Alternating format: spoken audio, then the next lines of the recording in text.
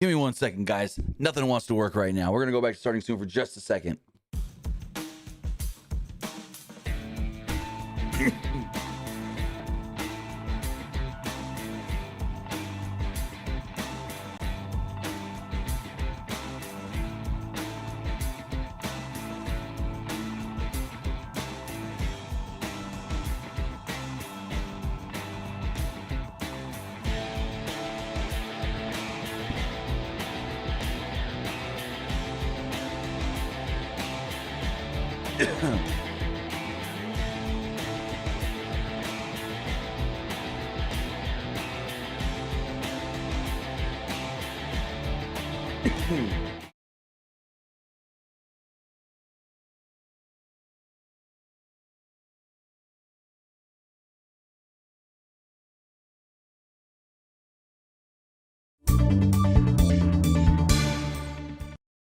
Hey guys, it's Tim, and this is Wrestling Unlimited, as it's Saturday, and tonight was Saturday night's main event. Now, I do have to preface that I'm having some issues here. I don't know why, but my streaming software wants to keep cutting out and saying, hey, we don't want to be connected. It keeps disconnecting, reconnecting. So if for some reason the stream buffers and disconnects again, that's why. I'm not sure what the actual problem is. It happens from time to time, and I just don't know why. Nothing just seems to want to work today for me, but we're going to barrel on through. And if for some reason there is a lot of connection issues and it keeps doing that, I am recording this podcast. And so we'll just take down the live version of it and put the recorded version up and go from there, and we'll be all good. But with that, James says, and I did want to address that at the top of the show. Kyle Busch. Rest in peace, Kyle Busch. It's the first time I've been on camera since the passing of one of my heroes, Kyle Busch. Kyle Busch was one of my favorite drivers of all time. I mean, it was him and Jeff Gordon. Those are my two favorite of all time. It was Jeff Gordon and Kyle Busch. Yeah, I'm a huge Kyle Larson fan, but there's nobody like Kyle Busch. Kyle Busch was the guy that showed me it's okay to be who you are. It's okay to do whatever you want.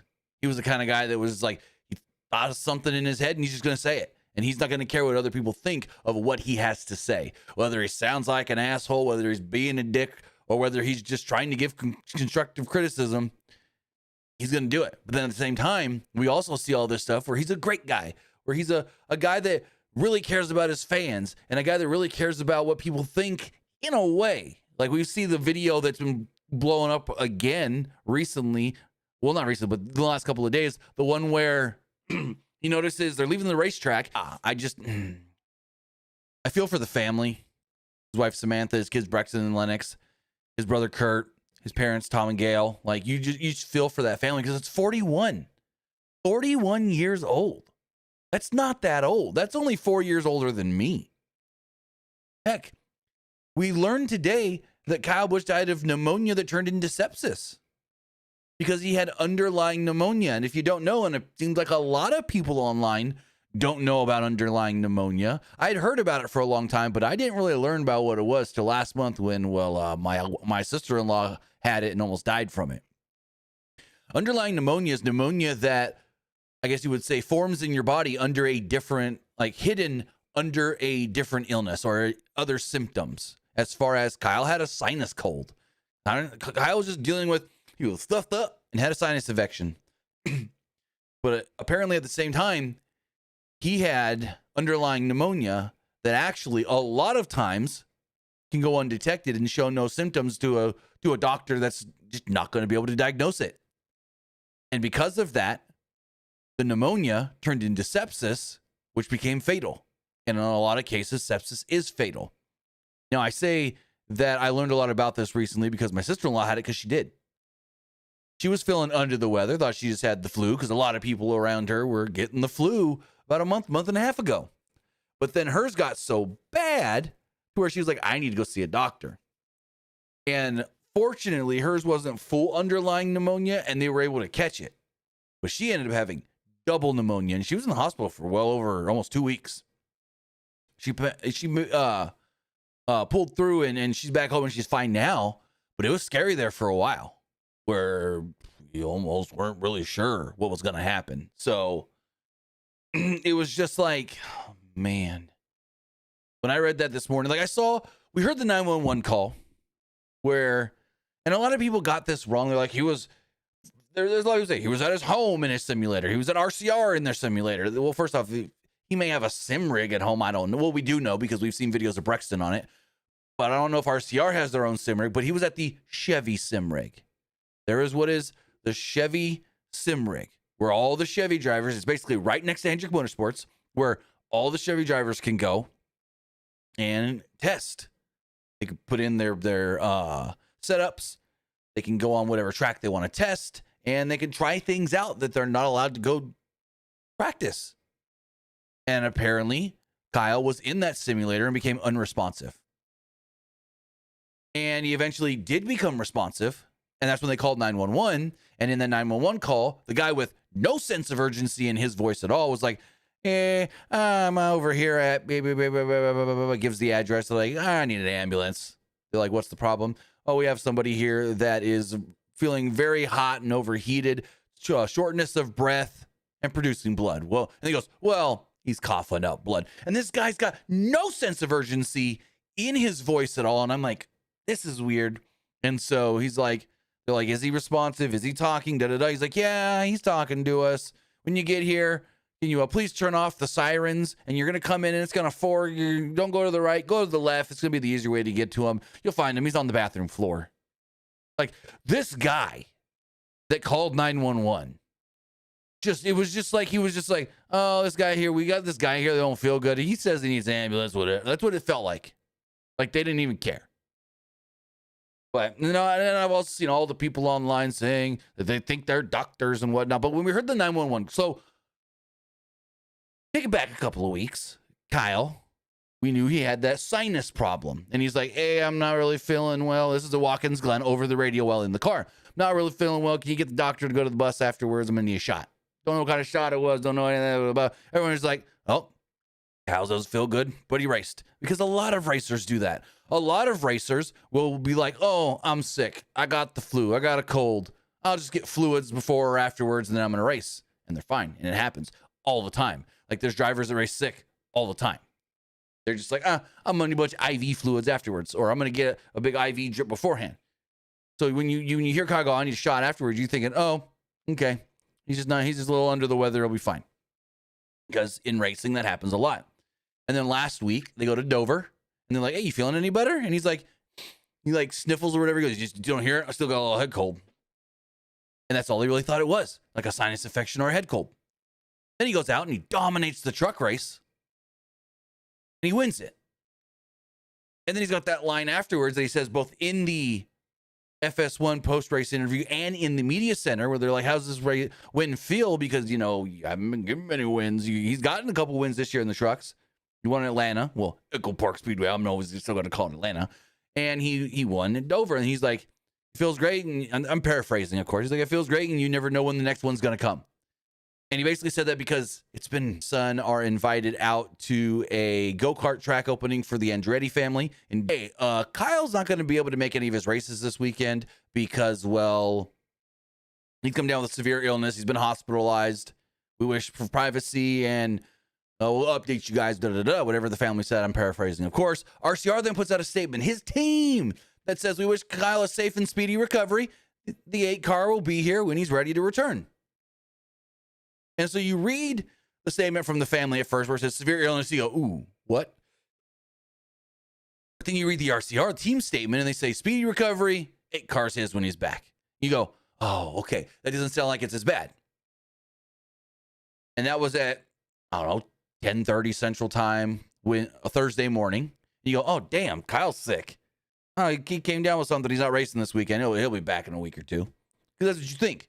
When they say, because a lot of times when it's like, oh, driver's under the weather, can't race this weekend, they're back pretty quickly. We saw with like Alex Bowman was dealing with the vertigo stuff. He was gone for like 4 weeks, back, he's fine.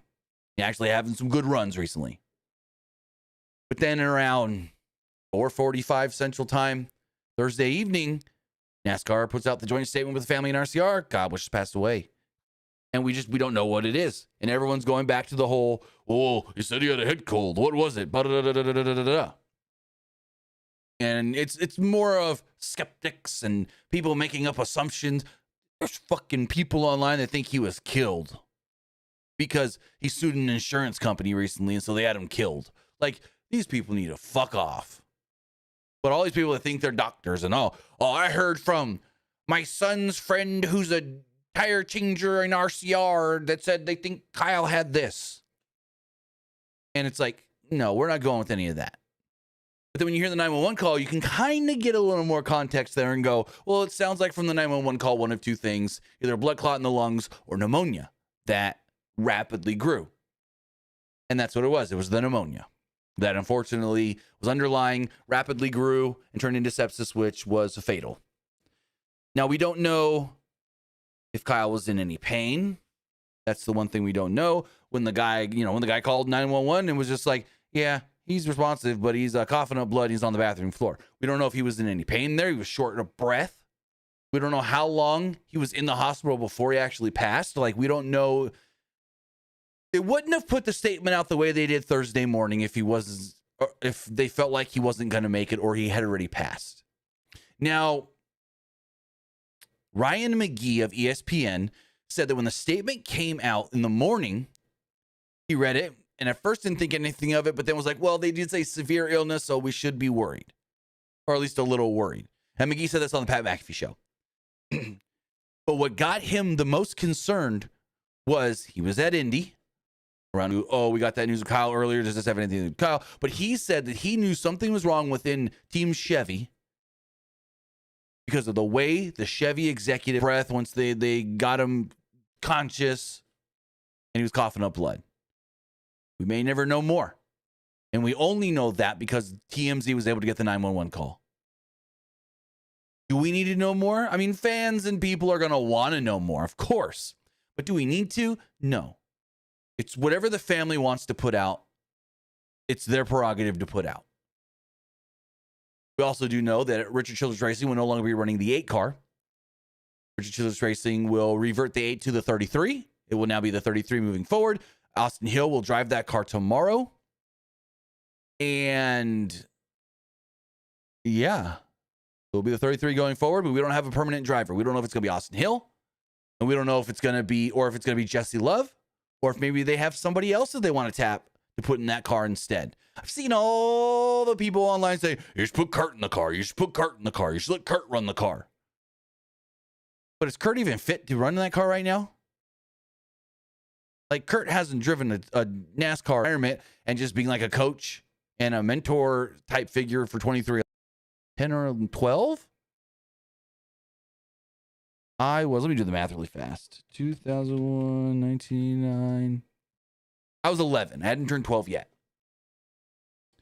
And I was like a NASCAR fan, but I was really like becoming a bigger NASCAR fan. Like, I had watched NASCAR before that, but that was like the first year I really like dove deep into it and really wanted to know everything about it because I like watched a bunch of races the year before and was like, oh, this is really cool. I want to know everything about it. And so it was like when Dale Earnhardt died, it didn't really hit me that hard because I didn't really know who all these guys were. I didn't have a super favorite driver other than I knew everyone in my family loved Jeff Gordon. But I saw one of my dad's friends cry when Dale Earnhardt died, and it didn't register with me then. I'm like, why is he crying? And as I got older and learned to appreciate sports and athletes and have favorite athletes and different things, I was like, I kind of understand all that now. And now with Kyle passing, that is me. With Kyle passing, it's like, oh, this is what 2001 felt like for those NASCAR fans. This is what 2001 felt like for the Dale Earnhardt Sr. fans. Because it came so sudden. It came so out of nowhere. Got to RCR. And I don't want to sound like a dick here or anything. 14, 15 years. The other number. And I love what Noah Gragson put on Twitter. I think it was either yesterday or the day before. And I love what Noah Gragson put on Twitter. I think it was either yesterday or the day before. He just put 518, which perfectly before. He just put 518, which perfectly encapsulates all of Kyle's numbers. And then it goes 18 for how, the 14, 15 years he was with JGR in the, for how, the 14, 15 years, he was with JGR in the 18 car. And then 8, because the last couple of years in car. And then 8, because the last couple of years he drove 8. More of the 8. Brexton doesn't want the 18. That's Brexton's number now. That was Kyle's number, like I said, for 14, 15 years. Brexton on all of his stuff now is 18B. Anything that's got 18B. Anything that's got that you can put a number on it. Saying I'm not trying to speak for anybody, but I'm just trying to say that let Brexton be the 18. He's ready the 18 now. Now maybe he moves and changes everything to 8 and wants to be the 8 car. Now maybe he moves and changes everything to 8 and wants to be the 8 car going forward. Then cool. But currently fully updated. I don't know why it keeps cutting in and out. So we're going to barrel on fully updated. I don't know why it keeps cutting in and out. So we're going to barrel on through. I'm going to put up the recorded version later. And I do want to say, fuck, I didn't say anything about a return tonight. I hate all these stupid ass motherfuckers. Anything about a big return tonight. I never aggregated that from anybody because I never saw anybody else say that. So for all you fucking dumb son of a bitches that like to come into my streams and go, you said this was going to happen and it didn't. When I don't say shit like that, fuck off, bastards. Anyways, Saturday night's main event was just all right. Honestly, I said it on Twitter and I'll say it again here. I don't watch Collision every week. Most of the time I do watch Collision though. It's a nothing happening show with nothing of importance happening. And that's what tonight's show felt like. That's what Saturday night's main event felt like. Nothing happening in the show with nothing important happening. Literally. What's the most important thing that happened on the show? Becky got DQ'd and now her and Soul again next week. I saw that coming. I was like, either Soul's going to win. Well, Soul did technically win, but I'm like, Soul's going to get the win somehow to lead to her then challenging Becky next week for the title. That's why it's non-title. I knew that's why this was non-title, to build to a title match, whether that's next week or whatever. That's exactly what they're doing. They did a DQ finish to build the title match next week. It's literally the only thing of note that happened on the show, and that was super ass predictable. So we're going to get through this. I don't have a lot of notes because I just wasn't interested in this show, but I'll read what I do got, and we'll talk about everything. But it's more of just, this could have been a goddamn house show. I'm going to say that right now. This could have been a goddamn house show that doesn't air on TV at all.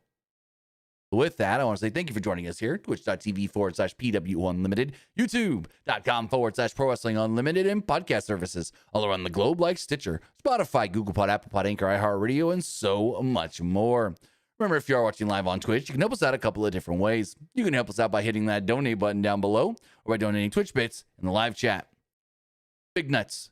Literally, show me where I said that. You said that a couple weeks ago. Okay, literally, show me where I say that. And if I'm wrong and I did say there was going to be a big return tonight, which I'm 99.99999, fuck, I'm 100% sure that I didn't, I'll give you $20. I'll literally PayPal or Venmo you $20 if you can prove where I said that. If you can literally either post a link here or send me something on social media, whether that's at PW Unlimited on X or at Timmy Buddy on X, or email it to me. PWUnlimitedstaff@gmail.com. If you can prove that I said that I said there was going to be some big package of a return or something tonight, I'll send you $20, brother. I'm so confident that I didn't say that because I fucking know what I said and didn't say that I'll put money up on this one. I'll give you 20 fucking bucks. If you can prove me wrong. If you can prove me wrong that I actually did say that, guy. And we'll see.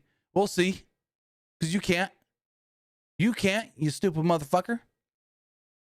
But with that, remember, you can help us out on Twitch one of two different ways. Either with a tier subscription or with Amazon Prime. Because remember, if you have Amazon Prime, then you have Prime Gaming. Prime Gaming gives you a lot of cool things like free games, free stuff for games, and you always get one free subscription to any Twitch channel you want to subscribe to throughout the month.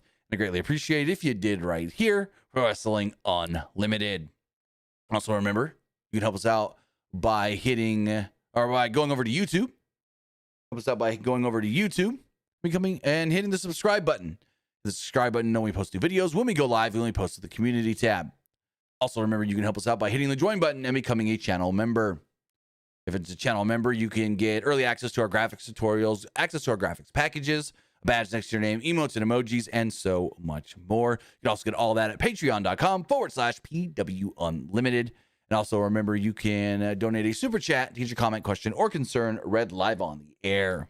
Finally, head over to the Epic Game Store. Head over to the Epic Game Store and buy something. Whether you're buying a new game, whether you're buying an old game, whether you're claiming a free game or getting bucks for Rocket League, Fortnite, or Fall Guys, use this code right here, PW Unlimited, at checkout, and you will be supporting us at no extra cost. Typical Gamers finally getting an icon skin in Fortnite. And so if you want to go get the Typical Gamer skin, there's 3 versions of the skin, where you get 3 variations and styles with it. Use this code right here to get the V-Bucks to get that skin. Typical Gamer skin is coming on the 28th of this month. So go check that out. Again, that is code PW Unlimited for all Epic Games and Epic Game Store purchases. Now, I want to say one thing. If this big nut guy is talking about when Luke and I on Monday, I think it was, talked about Baron Corbin, no one said anything about that for Saturday night's main event.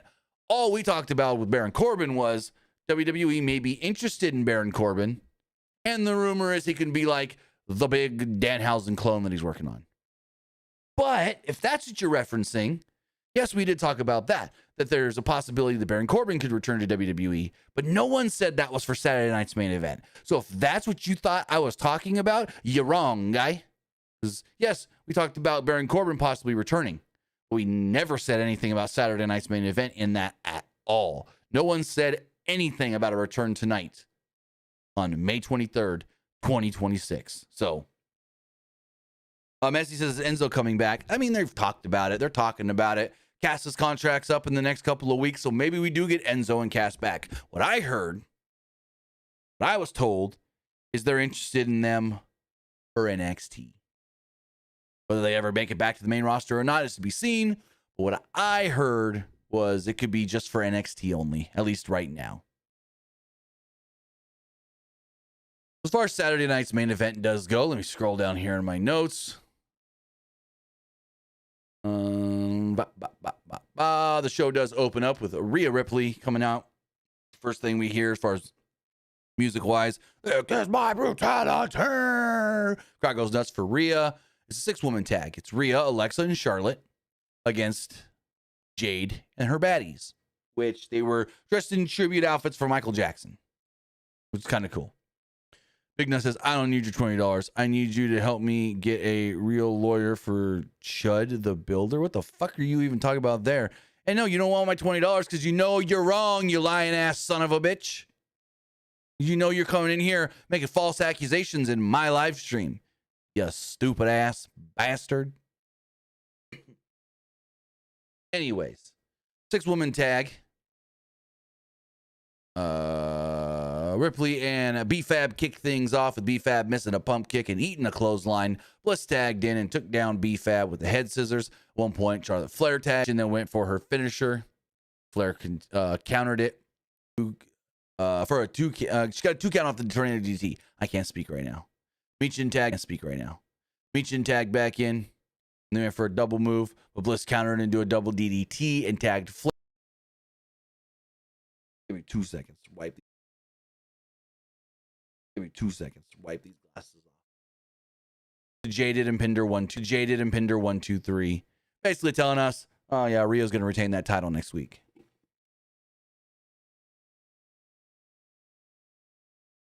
So backstage, Ethan Page is interviewed by Kathy Kelly. Basically just saying tonight, Intercontinental Championship is going to be the most prestigious it's ever been because I am going to win it. Then we get a non-title match. It's Becky Lynch versus Ruka. All this is about is getting to that DQ to then build to next week. So before the bell, Lynch threw the IC belt at Ruka and yelled, "Fast count, ref." Fast counting ref. You know, she don't like Jessica Carr. She thinks Jessica Carr is always out to screw her. Eventually, the bell rings. Ruka hit a spinning face slam and a springboard crossbody on Lynch. Ruka then hit her with a leap off the apron and threw Lynch back into the ring. Lynch then tried to get the upper hand, but Ruka countered everything she threw at her. Ruka then went for a soul snatcher off the top, which again, I'm going to say it. I hate the soul snatcher because it's, when you see it for the first time, it looks cool as shit. But then the more you see it, the dumber it looks because it, never mind. Where was, never mind. Where was I? Went for the soul snatcher. Lynch tried to get the upper hand, but Ruka countered. Ruka then, like I said, went for the soul snatcher off the top. Lynch pulled the referee on the way, and so the ref's like, oh, you want to get me involved in here? How about I just disqualify you? Here's the thing here. I get the DQ. I get it. But a lot of times you see the ref get pulled in the way, and they don't call a DQ.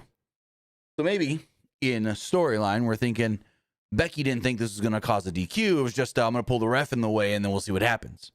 But they called it a DQ, whatever. It's whatever. So the DQ then leads to Becky beats her ass and lays her out, hits her with the belt and everything, manhandle slam, and we're off to the races. Becky goes to the back. She runs into Nick Aldis. For some reason, no Adam Pearce there tonight, it seems like. Just Nick Aldis running the whole show.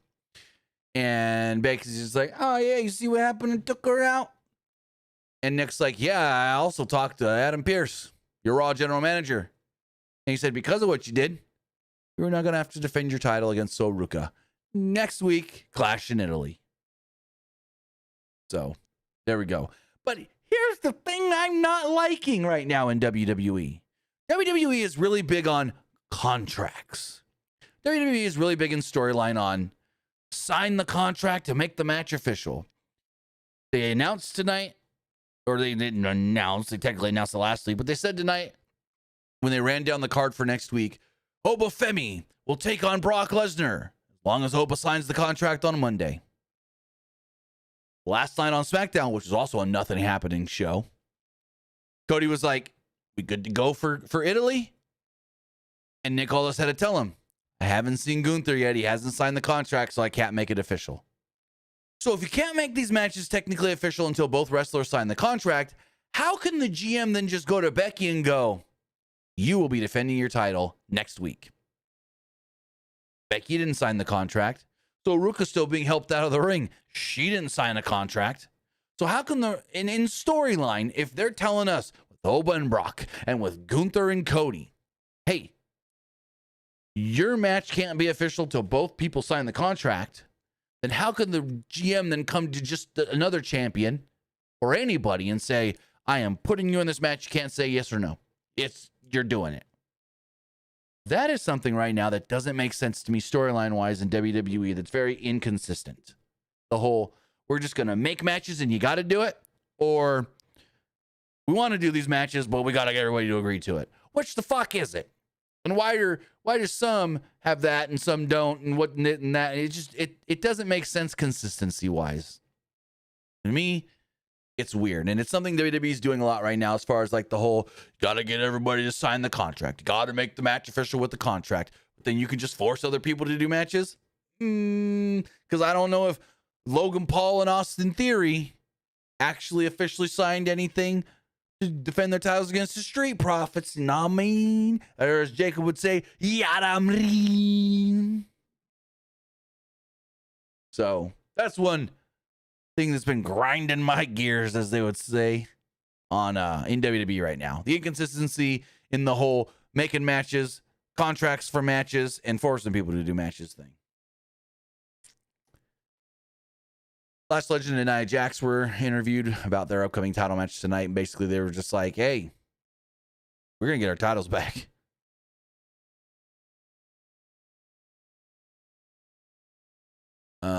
Then we had the Intercontinental Championship on the line. Actually, hold on. I'm going to pull up on Wikipedia. I didn't get the times for these matches.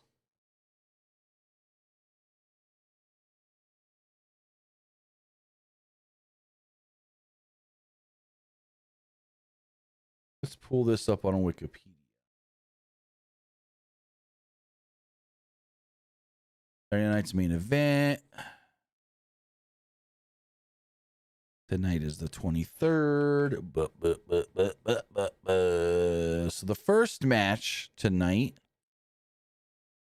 the 6-woman tag went 16:45, and Sol and Becky went 2:25.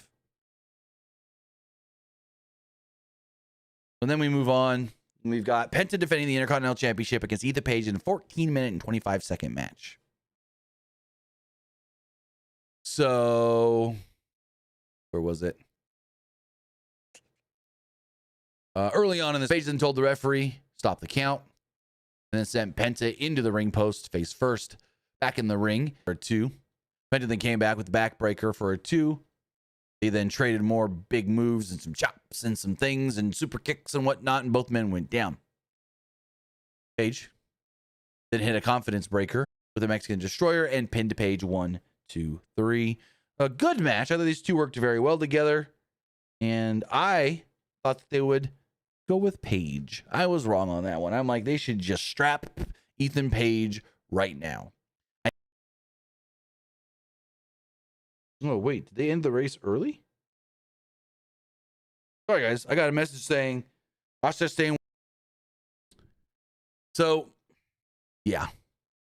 We then got what they're calling them, a scream mode, Brie and Page interview backstage. And they were basically just like, we beat Nia.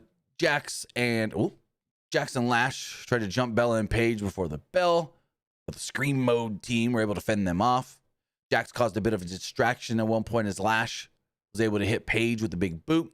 Lash and then hit a splash, but Page kicked out of the corner kicked out of the cover. Doing better. And it's working with more experienced women, I believe. And I bet you being with Nia all the time doesn't hurt as well. And, learning how to be more confident on camera and just all the different things. I think pairing her and Nia together was a fantastic idea, especially character-wise. So, where were we? Got like a hair in my mouth or something. Like I got a hair in my mouth. I don't know. Anyways, I'm getting all kinds of distracted. Like I said, that caused a distraction. Big boot to Page. Lash then hit a splash. Jackson tagged in and rubbed her butt in Page's face, basically. Jackson chopped Page and went for a choke while Brie paced on the apron. Lash tagged in and whipped Page into the corner. She hit her with a clothesline and got a 2 out of it. Lash then cut her off. And there was Lash then cut off Page's attempt to tag in Brie and hit her with a full Nelson. At one point, Brie eventually does get tagged in.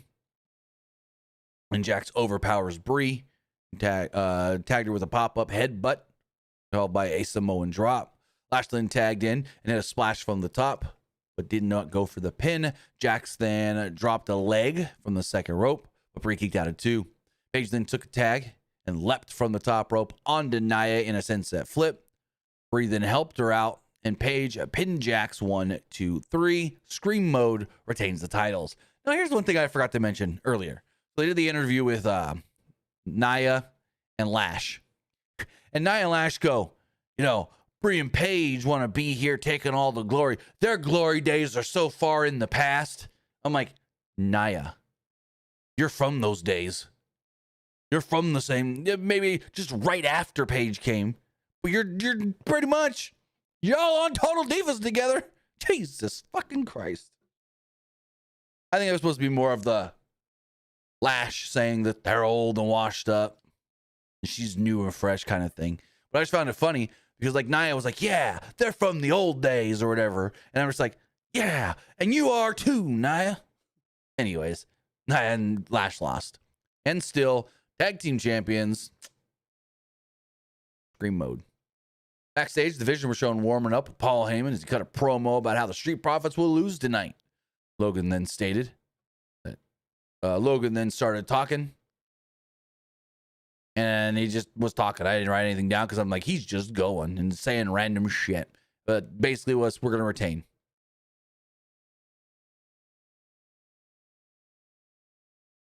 So, World Tag Team titles on the line in the main event. It's the Division's Austin Theory and Logan Paul defending against the Street Profits, Angelo Dawkins and Montez Ford.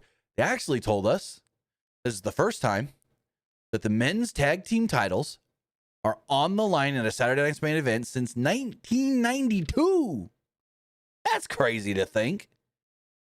First time since 92 that the set of men's tag titles are on the line at a Saturday Night's Main Event.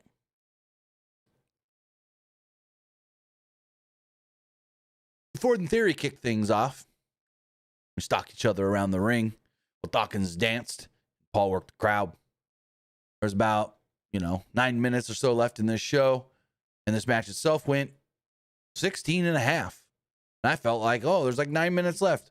This ain't going to be too long of a match. It went 16 and a half. And I'm like, okay, this is kind of might go over the top of the hour because they're playing up to the crowd a lot instead of just trying to get this match done.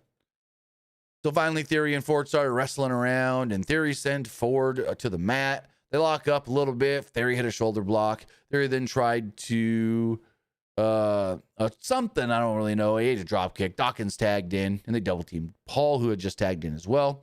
They clotheslined Theory and Paul off the apron, causing them to regroup with Heyman on the floor. They decided to try to leave. The heels do the whole, we're beating our asses. We're just going to grab our titles and leave. Count us out. We're still the champs. It didn't work, though. Profits ran up the ramp, grabbed him, and threw him back in the ring. Pulled them back in the ring. Dawkins took out Paul in the corner. He then went for a cover, but only got a 2. Theory caused a distraction, and Paul hit Dawkins with an uppercut. Theory, and tagged in. And Paul used him to hit a step-up splash. Theory then stopped Dawkins. And he stopped. Theory stomped Dawkins' hand and tagged in Paul. Theory then hit a double shoulder block and posed. Paul then got tagged in and was sent through the ropes and pulled Ford off the apron. In the ring, Theory stomped Dawkins and then handed things over to Paul. Paul did another splash, but Dawkins moved and hit a neck breaker. Ford then stomped back up, and he was on the apron, got the tag, and Theory got the tag as well. But, the baby faces took out the heels. Paul at one point then got the blind tag, did a lariat for a 2. Theory then tagged back in, and they traded a double team. They tried to go for a double team move, but Ford caught a blind tag from Dawkins, and then they double teamed Paul instead out of the ring. Dawkins then put Theory on his shoulders, and they went for a doomsday device, but Theory kicked out at 2. One point, Ford stalked. Nope, I missed the thing here. Oh, here we go. I missed the whole paragraph for some reason. So the Profits had sent Theory and Paul to the outside, and Ford flew onto them. Braun Breaker then came down and flew down for some help. Dawkins then sent him, holy crap, did this look painful, over the announce table. So basically, Braun Breaker go running over in front of the announce table. Dawkins pounces him, basically. He goes flying over the announce table, lands on top of the desk chairs, like the big desk chairs. Like, ooh, that looked like it kind of had to hurt a little.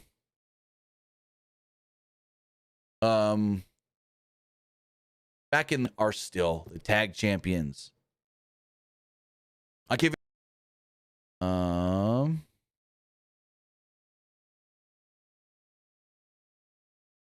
far as the threads poll does go, 46% liked the show, 37% thought it was just all right, and 17% didn't like it. Looking at the Twitter X poll, nobody liked the show. Again, we only got a couple of votes here because Twitter don't like polls anymore. 50% didn't like it. 50% thought it was just all right. And as far as the community poll does go, 68% liked the show, 20% thought it was just all right, and 12% didn't like it.